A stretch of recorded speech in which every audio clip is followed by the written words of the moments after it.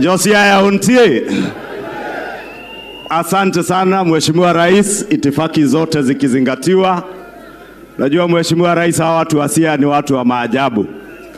Besides kuwa hapa ndio nyumbani kwa baba, hawa watu wakati tukiwa na ndugu yangu Opiyo Wandayi tulienda kupelekea baba report ya NADCO.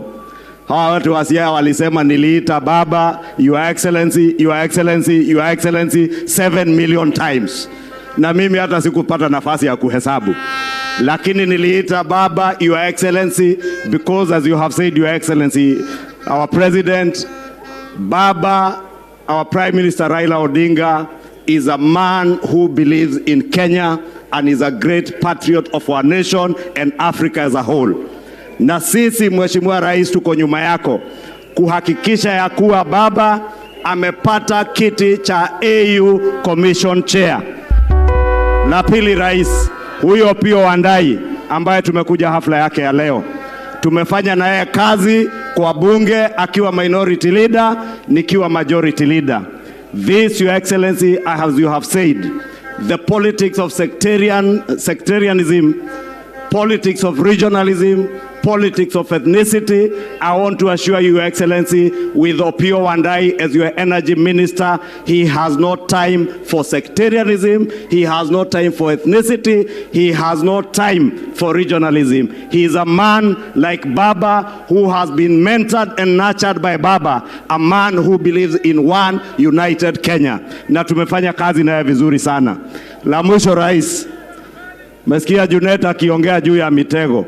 Watu wa Siaya, nataka niwaulize, iko mtu ama watu wanaweza kuwekea baba mtego?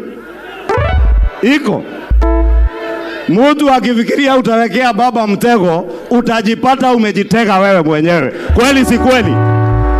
Kweli si kweli?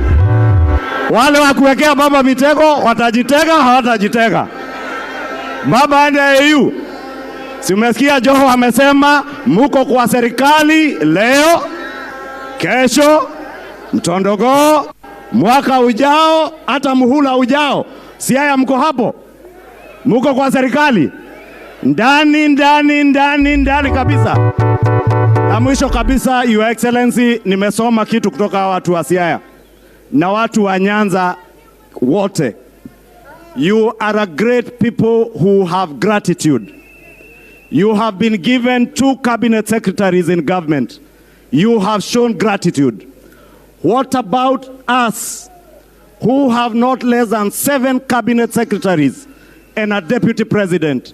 We should be at the forefront of showing gratitude and supporting your government, not sabotaging your government, not blackmailing you, Mr. President. And I want to assure you, just like the people of Nyanza support your government, the people of Mount Kenya, the people of Rift Valley, the people of Coast, the people of Northern Kenya will support your government without blackmail, without sabotage, because we are all one united people under the Republic of Kenya and made by God and bestowed in this nation by God. Asante, erokamano. Asante sana Majority Leader, Your Excellency.